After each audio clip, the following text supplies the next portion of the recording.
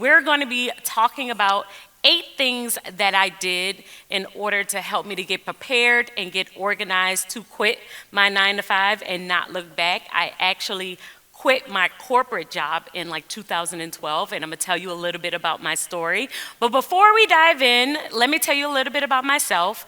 My name is Alaina, and I am the owner of The Organized Money. I am a financial therapist, a financial coach, and I also help people organize their life, their money, and their business. I have been obsessed with organizing things since I was about 10 years old, and from there, I started the organized business around 2017.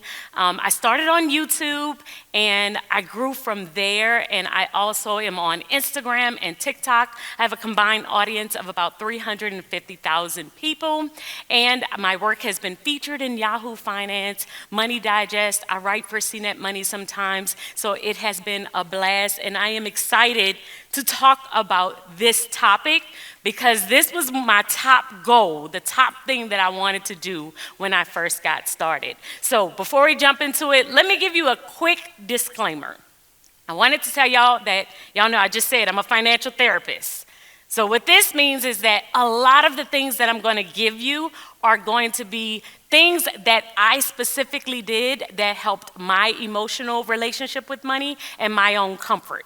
So I want you to take these things as a framework, because you may add some additional things in here. You also may take some additional things out. You might be like, I don't need that to feel comfortable with quitting. Or you may adjust some of the things that I am telling you. But the 8 things that I'm giving you is your guide, your framework of the different things that you can do. So let's go ahead and get started. The very first thing is assessing your readiness. So yes, we need to know the numbers. Yes, we need to have a certain type of things that we have to have structure within our business. But one of the top things is the mental capacity to take on being an entrepreneur. Because there were certain questions that I had to ask myself, that I had to kind of dive into to know myself, to make sure that I was prepared in order to quit my job. The very first one, are you able to keep promises to yourself? Do you do the things that you say you're going to do? You say you're going to film the video. You say you're going to write the blog post. You said you were going to do these specific things. Do you actually do them? That may seem like something that's very simple, but that is a big thing, because if you aren't able to keep promises to yourself, it's going to be very challenging for you to keep promises to yourself when you have all the time in your entire day to yourself. You think that you would, but in actuality, it might be a little bit challenging. Number 2, do you have routines in place? So I'm big on organization, big on routines, because routines helped me when motivation failed me. If you are expecting to be motivated every single day when you wake up, you're more than likely not going to be able to really stick with this. You'll be able to execute about 30 to 50% of the time, but you will not be able to execute 100% of the time. And the thing is that whenever my motivation failed me, my discipline had to kick in, my habits had to kick in, and that helped me execute about 70% instead of 30%. It's never going to be 100%, but routines do help you to be more consistent. They help you to kind of stay on top of everything. The third question, are you able to handle the highs and lows of entrepreneurship? So with this one, sometimes I feel like we can get swept up in the euphoria of actually quitting and not thinking what your day is going to be like after you quit. What is it going to feel like after you actually quit? So there are some highs, there are some lows, there are some things that actually come with entrepreneurship, and we have to get adjusted and comfortable with those actual feelings. How do I feel in this actual space? Can I do this on a consistent basis? And I can't get too caught up on the good side of entrepreneurship, because like we said, there are highs and lows. And what will I lose if I quit? So with this particular question, I was trying to make sure that I was thinking about everything else that came with entrepreneurship. Remember, we're talking about the euphoria of quitting, But I said, okay, if I gain my freedom, I might lose some stability. There's stability that comes with my 9 to 5. And I need to think about that. How am I going to get accustomed to not having that exact same paycheck hit every single week or every other week? I had to learn how to talk to myself with kindness, which is also something that I think that a lot of entrepreneurs can sometimes struggle with. If you are constantly in that negative talk, that is one of the hardest spaces to get out of as an entrepreneur. Are you patient? We are playing a very long game when we're talking about the game of entrepreneurship. We're talking about the highs and lows. There are times where I am growing my audience and I don't feel like it's growing fast enough. And so impatience will kind of kick in. I'm looking at social media, I'm looking at my income, I'm working on a business plan, I am trying to rebrand, I'm trying to build something, and I feel like it's taking too long. So I had to learn how to be patient. And the last question, how are you going to rest? Rest is big. Everybody thinks about all the things that we're gonna get done as an entrepreneur. However, one of the best things you can do is rest. Because if not, you are going to burn out. And when you burn out, it's very, very challenging to keep going, to keep it up, to be able to be consistent as an entrepreneur. So I had to bake in my rest. A lot of times I set certain days where I would do certain things. I'm like, okay, I'm going to rest on Sundays. I don't do anything on a Sunday. This is my day of rest. And that helped me to actually get more done throughout the rest of my week. So after we get past that one, my second thing that I wanted to tell you is to know your numbers. Now, I'm not gonna spend too much time on this one because I know I'm talking to a room of financial gurus, but I did wanna dive into some of the things that I did within my actual business of knowing my numbers. So on this slide, I'm showing you the big jump that I had from 2020 to 2021. I told y'all my main platform is YouTube, and I had a really good year in 2021. And so I think everybody was inside, it was the pandemic, and so when I saw this number, I was like, oh my goodness, I said, I can do whatever I want. And then I was like, wait, slow down, let's take a pause. Because just because I had a big jump, it does not mean that I was ready to make a big move. So you don't want to make a really, really big move off of a temporary income, a temporary thing that just happened. So I'm gonna, one of the things that I did is when I saw this jump, I started to look at some additional numbers that would help me to know. The first one is my social media analytics. I wanted to make sure that at least 30% of the new people who subscribed to my email, who were engaging with my content, my followers, my subscribers, were purchasing one of my offers, something, within the first 3 months of following me. This showed me that if I could convert them that quickly, that my business was sustainable, that I probably could quit. And so this was one of the things that I started to track. How much am I growing? And how many of those people aren't just following me, they aren't just liking, they are actually buying something from me. And if it's 30% of them, I felt like I was in a really, really good place.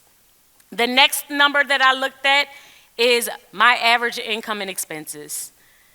Need to know how much you need in order to live, right? So this one I think is a gimme. How much to pay my bills, to save money, to manage my debt, but also to have fun. I wanted to make sure that I could still do all the things. I still wanted to be able to save. I still wanted to be able to invest. I still wanted to be able to pay all my bills. And I still wanted to be able to have fun with my husband, my kids, go out with my friends. I didn't want to feel like I couldn't do any of those things. So once I had that particular number, I saved 9 months of that number. Once again, I told y'all, this was my comfort zone. I knew I didn't want to save 6 months. I wanted it to be 9. And this is just because I knew that as a non-risk taker type personality, a type A personality, that was the number that I needed in order to feel very comfortable with quitting, with actually going out on my own. So once I hit that number, I wanted to make sure that I hit that number 8 months in a row. So what does this look like for me? If I missed a month, so let's say I hit it month 1, month 2, month 3, and I missed it month 4, I started over. And then I did it month 1, month 2, until I hit it 8 months in a row. And once again, this was for my personal comfort. I knew that if I could hit it 8 months in a row, then I probably was in a really good space within my business. And even after I quit, now after I quit, I did have some times where I didn't hit it, but because I have 9 months of expenses and I hit it so often within that 8 months, I wasn't as afraid that I wouldn't be able to hit it again. And so you have to decide, what are your numbers? What's the comfort zone for you? When are you going to feel comfortable? Is it 6 months of savings? Do you need to hit that number 6 months in a row? But you need to come up with that formula before you quit. You need to come up with that formula before you quit, because that's going to help with your own personal comfort. Now, although I quit my corporate job in 2012. I technically was not a full-time entrepreneur until 2021. And that is because of the very next thing we're going to talk about, which is my exit strategy. You have to create an exit strategy. What's going to be the things that you are going to do? What does leaving look like for you? I think that when we define leaving, we have only defined it as one thing. I quit my 9 to 5 and I do my own thing full time. But what I decided is that I was going to define what that looked like for me. So you could quit your 9 to 5 and you could work your own thing full time. The other thing is you could quit your 9 to 5 and get something else part time. Or you could freelance. And it could be something that is alongside something that you're currently doing within your business. So I was a full-time accountant, and this is me in 2011. That was my last corporate job. I was pregnant at the time, and I ended up quitting April of 2012. And so when I decided, I knew in this picture that I was going to quit. I was preparing at this time, saving my 9 months of expenses when I took this picture, because I knew I had an exit strategy in mind. I had something that I knew I wanted to do. And so I was like, okay, during this time, I think I'm gonna quit, but I don't think I'm ready to quit and not have anything else. I wanted to quit and still do something. So what I decided to do, I was an accountant at the time, I decided that I was still gonna be a bookkeeper. And so I still was doing that part-time until I was fully ready, fully comfortable to actually quit my job. I knew, and this might also be another thing as well, if you have a 9 to 5 job that you just don't like that job, possibly get another one that you do like. And the reason why is because I ended up quitting this job because I had to travel a lot. I traveled 4 months out of the year, and so I knew it was impossible for me to build something while working this job because of the fact that I always was traveling. And so since I was always on a plane, I'm like, there's no way I'm going to be able to record and film and do all of the things that I want to do because I am constantly on a plane. So what I decided to do is, okay, I'm going to quit this job, but I'm going to get something part-time. I'm going to do something freelance until I feel fully comfortable with the stability that I needed in order to do my own thing. So I took a slower road. And it's not to say that you have to take that exact same road, but the reason why I decided to take that slower road is because it helped me to feel comfortable with the exact strategy that I was going to do with that process of actually quitting. And my exit plan included me working part-time. I would freelance from time to time. It also included me creating a bare bones budget. So I cut out a lot of the things out of my budget for a little while so that I could save the 9 months that I needed. And I also had an income goal that was like a padded income goal of almost like 20% of what I wanted to have every single month. The next thing that I did after I created my exit strategy is I decided how I was going to diversify my income. Now, with diversifying my income, I did not work on everything at the same time. I focused on, laser focus on one thing. Like I just said, I started off on YouTube. YouTube was my baby. I don't even think I had an Instagram page, a TikTok page until I grew YouTube to about 100,000. Once I hit 100K, then I was like, ooh, I could go to Instagram. I can create a course. I can create a product. But I knew I wanted multiple things because at that time when I just had YouTube, brand deals was my only thing. And if y'all know about brand deals, they are not sustainable. They are up, they're down. Sometimes they are willing to pay, sometimes no company is doing anything. And so I knew I wanted to create something that would help me have a little bit more stability. I wanted to make sure that I had a little bit more control over how much I made. And so I created multiple streams of income, and these are some of the streams that I did. So my company is called The Organized Money. So I created Tom, The Organized Money 90 Planner. It's a 90-day planner that helped me. I would do budgeting planners. I also have courses because I help people organize their business. I help people learn how to budget on paper. I have a membership.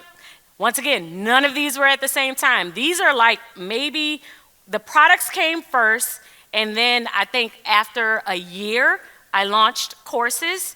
And then after that year, I launched my membership. And social media was always in there, brands every now and then I would do workshops every now and then. But my top 3 sources of income became the products, the courses, and the membership. And what I decided to do is I was like, I'm gonna go all in on those 3, and I'm gonna try and make them as stable as possible. And actually for me, products became my top 1 very quickly. And then memberships was my second top streaming of income. But you'll figure out what that is for your business. You'll figure out kind of as you go through how this kind of feels for you and what works and what doesn't work. But my goal here is just to tell you to experiment. Don't rely on just that one, especially if it's something that is completely out of your control. But if you can find something that you kind of manage, that's a little bit more in your control, it's going to help you to sustain the income that you need in order to make sure that you're stable enough to quit and not have to go back. The next thing that I did was considered additional expenses. Now, I started not to put this one in there, but I didn't know about some of these expenses, so I changed my mind and was like, you know what, let's talk about them. Because I knew about medical, dental, vision. I knew I had to replace that. But business insurance, I did not realize that there is such a thing as speaker's insurance, and that I needed it in order to be able to speak on certain stages. So I found that out very quickly, and I needed to add in how much is this going to cost my business per month. My personal and my business taxes, because once you hit a certain level in LLC, I found out really quickly that I needed to switch to an S Corp. That I had to be taxed differently so that the taxes wouldn't hurt my business majorly. And I also needed to make sure that I added in business growth and additional expenses. Expenses like conferences, like we are in today. Adding all of those things into my business budget instead of just thinking about what I needed personally to survive. Because I wanted the business to be able to pay for the business itself and the business to be able to pay me. And so this was something else that I really needed to consider, and I had to think through in order to make sure that I was making the income that I absolutely needed to make. And the next thing that I needed to do was solidify my business strategy. Many times we think that when we post, we're automatically gonna grow. That's what I thought. I was like, oh, as long as I post the video, as long as I write the blog, all of these people are just gonna come to me and it's just gonna be so easy, and then I'm just gonna be doing products and it's just gonna be super fun. And I realized very, very quickly that my growth had to be facilitated, that I had to not only work on my business, I had to work in my business and on it. And so when I say working in my business, that was me posting to social media. That was me filming videos. That was me creating products and shipping off the products. But I also had to work on my business. Because sometimes when I would work in my business too long, I would be too tired to work on it. And so what I decided to do is to create a routine around my Fridays to help me to also work on my business. And so what did that look like? Every first Friday of the month, I am the CFO of my business. This is the day that I am looking at all of the finances for the business. I am going to dive into how are we doing? What products are making money? What offers are making money? Is 30% of my new followers actually purchasing from me? I'm going to actually look at all of the numbers and try and see how well I am actually doing. Now, this is an entire day where I would just dedicate to looking at my numbers. The second Friday, I'm the COO. This is where I'm looking at operations.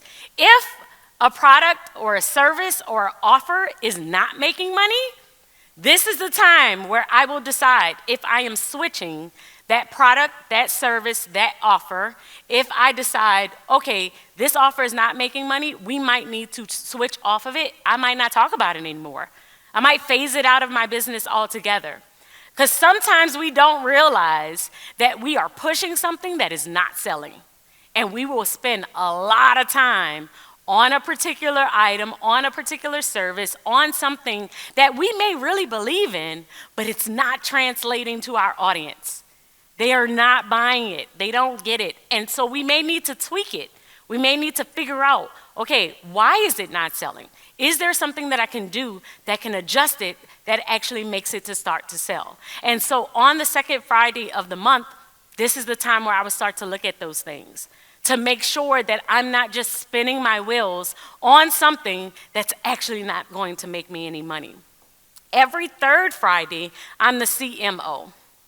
This is where I'm into the marketing. This is where social media, I'm deciding what series I'm going to do on YouTube and what's going to happen on Instagram and what's going to happen on TikTok, what emails I'm going to send, what I'm going to push, what are we selling for the first quarter, the second quarter. I'm really thinking through my marketing strategy and all of the sales that I'm going to do. And then on the fourth Friday, I'm the CEO. That is where I'm looking at the overall goal, the vision of the business. I'm also thinking about my 5-year plan, my 10-year plan. What's the business plan overall? How well am I executing my actual goals? Am I doing what I need to do? And it seems like these are just simple things, but these things, this is probably one of the most important slides that I feel like has helped me actually stay an entrepreneur. Because during these Fridays is when I started to realize, oh, I am trying to sell something that is not selling. I'm pushing something, this is not working. I need to switch, I need to change. Sometimes we get so caught up in our routine of just the different things that we will do that we will lose track of what's working and what's not working. And then that causes us for our business not to grow, and then when our business doesn't grow, we are unable to quit. We're unable to make any moves. And so every single Friday of the month, these were the 4 things that I would do. And then I automatically would tell myself, you're the COO today, you're the CEO, because that helped me to stay in the framework that I am an entrepreneur and I'm not an employee. I don't just work in the business, I also have to work on it. I also have to make sure that I am launching, that I am doing different things, that I am thinking outside of what the business needs, and I'm going deeper. It's got to be deeper. The next thing is to connect with other entrepreneurs. Now, this one is more because I miss the water cooler. There are certain things that come with a 9 to 5 that you do miss out on when you are an entrepreneur.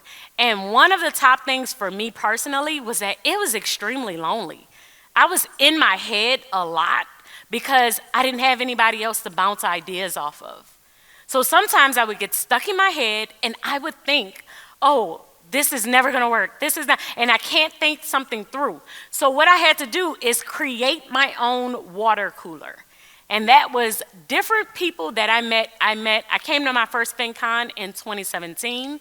So at that FinCon, I met a bunch of people. I got their numbers, I got their cards. Do the exact same thing. You want to build your own water cooler, your own people that you can DM, that you can text, that you can call, that you can ask, hey, how did you get past this point in your business? And I would ask them, hey, how did you do this? I am stuck at 20,000. I remember I was stuck on YouTube at 20,000 subscribers. And I'm like, I am just stuck here. I cannot get past this point. And then I would talk to different, I came here, it was my second FinCon, it was 2018, and I talked to different people, and they were like, oh, you need to do this, you need to do that. And I was like, oh, that's such a good idea, I never even thought of it. But it's because I created my own water cooler. I had other people I could bounce ideas off of. I went to masterminds and just kind of talked to different people about the strategies that they were using. And some of them were not even in the finance space. It doesn't have to be just this space.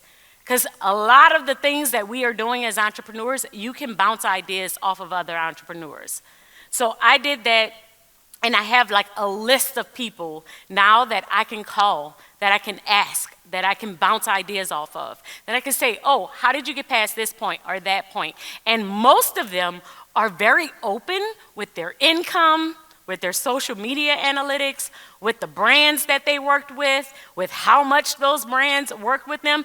Ask the questions. A lot of times I feel like we don't feel like we can ask because we're like, oh, they may not answer. Ask anyway, and if they don't answer, ask someone else. Because someone is going to help. Someone is definitely going to answer the question. And then you have to know what type of entrepreneur you want to be. So out of the 8, this is probably like the second most important thing that I had to figure out. There is a difference. Many times we only talk about one type of entrepreneur. And that one type of entrepreneur is the scalable entrepreneur, the one that is trying to build a billion-dollar business. This is the one that is only after increasing revenue. At the beginning of my time, I thought that was the business owner I wanted to be. And so I would say, oh, I need to constantly, always be making more money. More money, more money. If I hit 300K, I need to hit 500K. Hit 500K, I need to hit 1 million. I hit 1 million, I need to hit 1.5. It was always and never ending. Then I got to a point where I have a small team of people that I'm kind of working with, and they're like, you need to hire more employees. I needed to hire more. And that thought scared me. I didn't want to do it. I didn't want 100 people working for me. It wasn't what I went into business for. And I felt like if I was on the phone all day managing people, it was going to take me away from the work that I loved. And that is not why I started the business. That's not why I wanted to be an entrepreneur. Now, for every single person, this is different. You might say, you know what? That is exactly what I want to do. I don't want to have to do anything but be on the phone and do meetings all day. I decided I really love the work, so I'm going to be a lifestyle entrepreneur. I wanted to make sure that I could still live my life, that I could still do the things that I loved, that I still had the things that I've always dreamed of, but I was doing it the way that I wanted to do it. Now, I knew when I selected this, I was probably capping my income at like 7 figures. I knew that I was probably going to be multiple 7 figures, but I might never hit 8. But I was okay with that because I was still doing the work that I loved. That was my ultimate goal, is to continuously do this work. And if I have to outsource my every single part of what I do and just manage the people, that it was going to take me too far away from what I actually wanted to do. And so I want you to think about, what is your goal as an entrepreneur? Are you the scalable? You want to scale as an entrepreneur? You want to make the most money? You want to be in Amazon? You want to have the highest income? Or are you looking to just do the work and do the work that you love? And it may make you a lifestyle entrepreneur.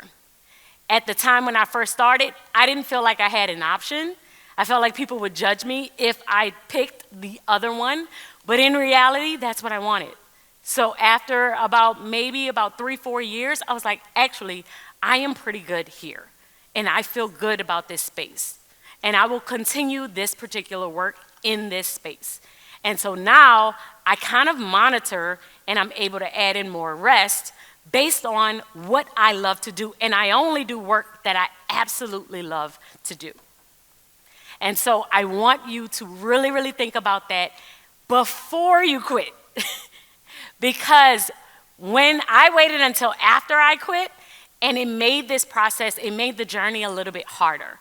It made me mentally think, did I make the wrong decision?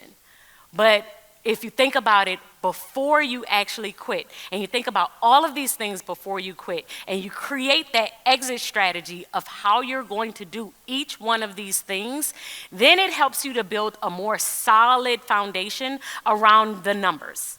Because the numbers are just the first part. They're just the surface.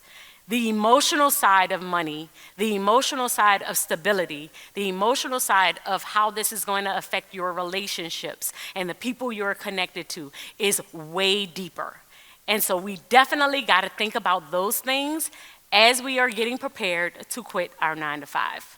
So I want to ask, if y'all have any questions, we could definitely dive into it. I think we still have time. Yes, we have about 10-15 minutes. If you have any questions, you could definitely shoot them to me now. But these are the 8 things that I did in order to help me quit. And I feel like other people don't give themselves sometimes time and space to think through these things. And so I wanted to share them with you today because I wanted you to give yourself permission to do all of these things, do some of them, adjust it, create your own framework so that when you're ready to quit, you're able to do so. All right? Thank you. Any questions? Questions? No, good. Okay, who? Go.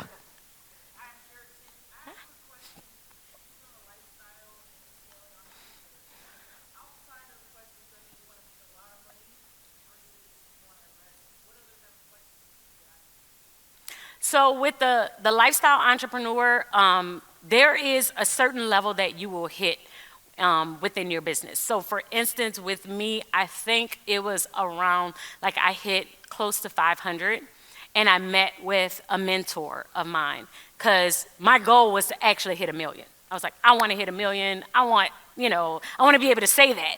And when she analyzed my business, and everybody's business is different, she analyzed my business and she told me that I had to get rid of 2 of my products, which I was like, oh, I'm okay with that, and hire 5 people. And then I was like, well, I'm already managing like 4 people now. I got to add it. She was like, yeah, but you're going to need way more people in order to outsource some of the things that you have. And some of the things that she was telling me to outsource, I didn't want to outsource. I actually wanted to keep. I liked writing different parts of, writing the finance articles and the blog posts. I liked that part. I loved filming my own videos. I liked scripting them. I liked doing my own research. And she was saying, nope, get rid of all of that.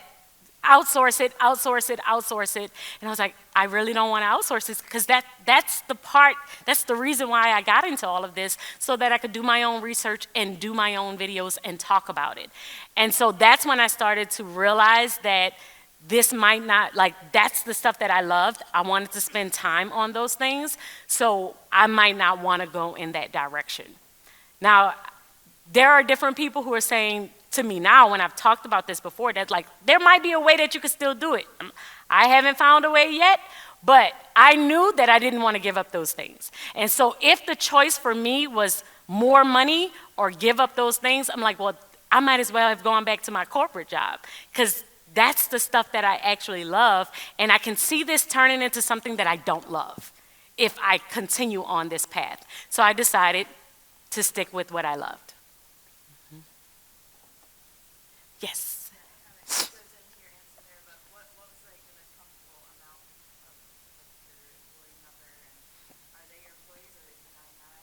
So a majority of people who work for me now are contract. And I currently have about 4 people that I consistently keep, and then there's one that I hire during holiday time.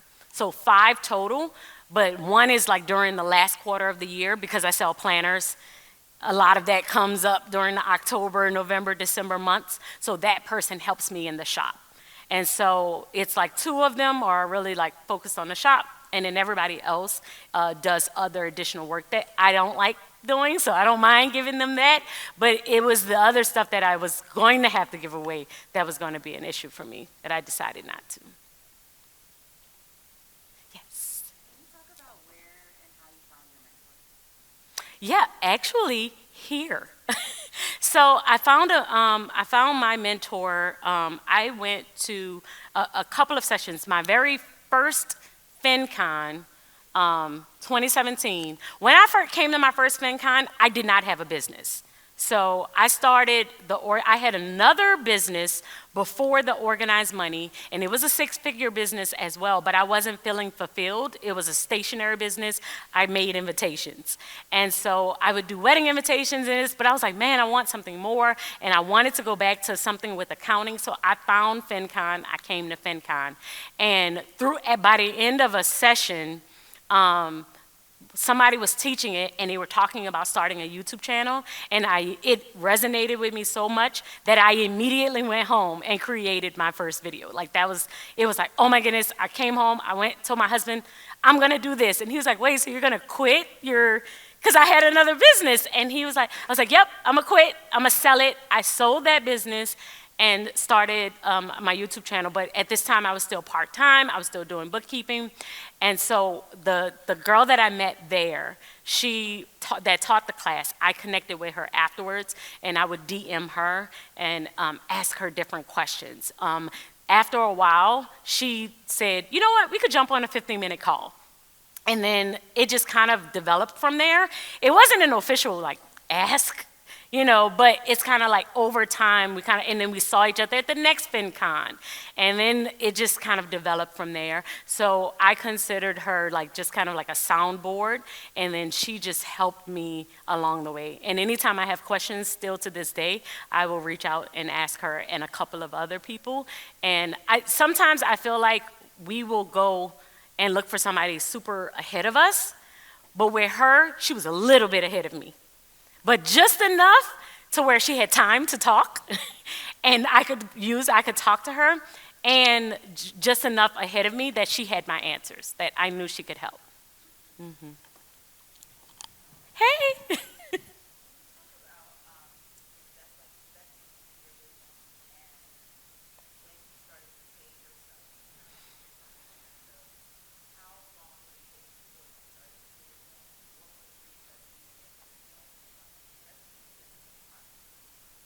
So everything within my business is based off of percentages. So initially I would put 10% aside in my business savings, 20% would go back into reinvesting, and then 30%, I try to keep all of my business operations at 30%, and then I would try and pay myself off of like 40%, right? And I always had a cushion in there. If I did an income, like let's say I hit a certain income and I times it by 40% and it wasn't the number that I needed, I might pay myself that number because that was my number to pay myself. But then I had not quit yet. So I still had something part-time to supplement the additional income that I needed. It wasn't until I was 8 months into hitting that 40% number that I needed consistently to pay myself. So everything with the business income was off of those percentages, and I wouldn't change those percentages if I didn't make the amount of money that I needed.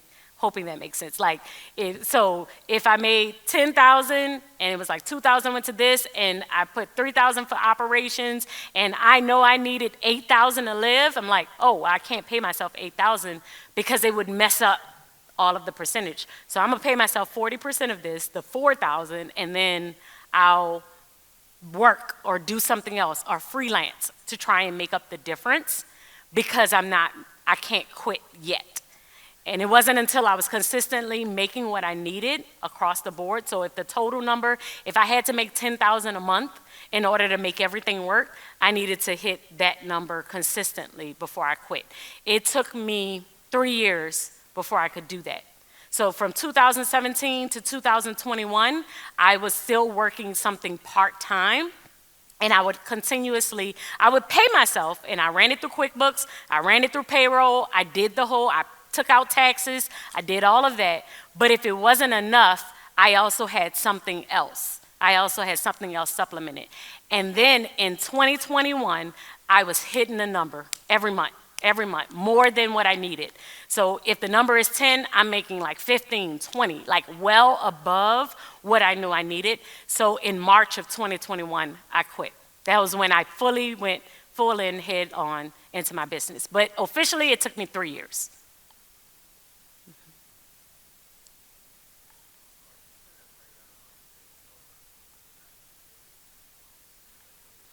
So I would put 10% into savings. That was just my business savings. I would put 20% into the growth of my business. I tried to keep operations, like the things that I needed, the supplies I needed, within 30 to 40%. Sometimes it was like 45%. And then the rest was kind of like up for grabs. Like, so I would pay myself off of that. And if I couldn't, like let's say I did all the things first and I couldn't pay myself off of that, it was no more money left, that's when I knew I couldn't actually quit yet. Because I wanted all of those things to work, because I didn't want to quit and then now I need to put money back into the business to make the business run, and then the business, you end up kind of borrowing money across the board, and I didn't want that. So I set up those percentages so that if I wasn't hitting those percentages, then I knew I wasn't ready to quit. And it wasn't until I did that for about 8 months that I'm like, okay, I can quit, because I've hit this number over and over and over again.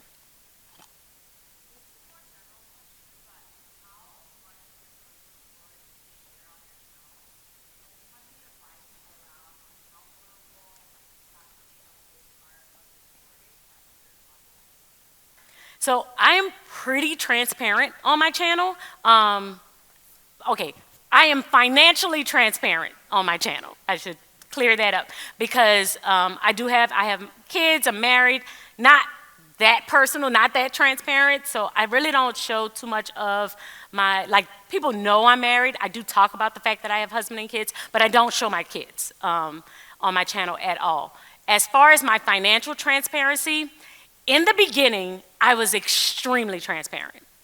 When I started to make a certain amount, I kind of pulled back a little bit, and I share the personal side of my numbers, but not the business side. Because when I started to talk about the business side, if you've been on YouTube for any amount of time, then you know the comments can be brutal, and it was, well, everybody's not able, and it was just becoming a little too much for me. So what I decided to do is share what I paid myself and shared how I manage those expenses on YouTube, but not overall what I made in my business, because most of my followers were not entrepreneurs, so they could not make that connection between what I was making as an entrepreneur and what I was paying myself personally. It was a large disconnect. And so I was like, well, it's not resonating with them anyway.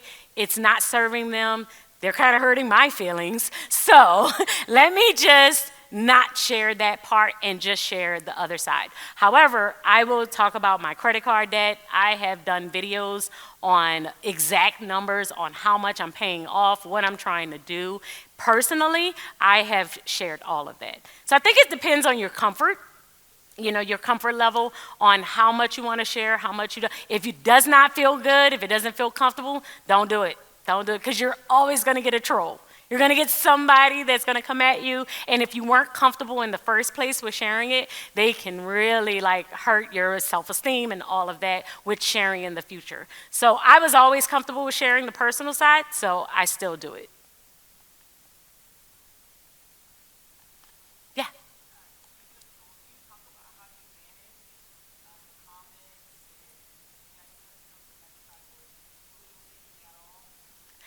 So it depends. Depends on my mood, I must say. But for the most part, I try my best not to say anything. I try my best not to do the back and forth thing, because really and truly, they're just going to be there. You're not going to change their mind. There's nothing I can say that's going to make you be like, oh, I'm sorry for my comment. There's nothing I'm going to say. So what I usually will do is ignore them. Every now and then I will answer though. And the reason why I might still answer is based on the exact comment and how I believe my other subscribers might feel if I don't answer the comment. So if they attack me personally, like my looks or something like that, I ignore those. I'm like, okay, whatever. But if they attack something about my work, if they say, oh, this program is this, I don't even know why you're doing this, or this is not as organized, or I don't then I will comment, okay, if you don't understand this, let me explain more. And reason I will leave it there is not for them, because they don't care. It's for the other people who are reading the comments.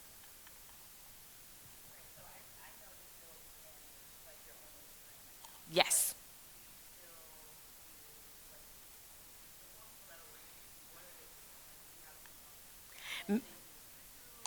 So they're mainly doing behind the scenes, not social media, because actually I love social media. So that's one of my favorites. So I love the filming. I really do like editing too. So I do my own editing, but there are a lot of other small things like managing my email. I have someone that goes through and says, okay, this brand, yes, this one, no, this is junk, this is spam, that kind of thing, and they will sort those things through, so it's easier for me. I don't like to look at my emails. My shop, customers that are actually messaging about products and different things within the shop, have someone who looks at that, and someone who helps during the holidays to kind of manage with the shop, getting out the orders, because they're usually a large amount around that time. And then the fourth person is kind of helping me with additional meetings and stuff. So sometimes I'll have a meeting and they'll meet with them first to try and especially if it's a brand, so that by the time I'm there, it's we've already done all of the, I don't like to negotiate. It's not my, so I'll say, okay, this is what I want, and they'll kind of do the back and forth, and either it won't work out or it will. But that's kind of what they do. But all of the other stuff, I'm doing. Yes, VA is probably the best title for them, because they're not in the same place that I am. VA. Yeah, VA. Second one was the shop person. Yeah.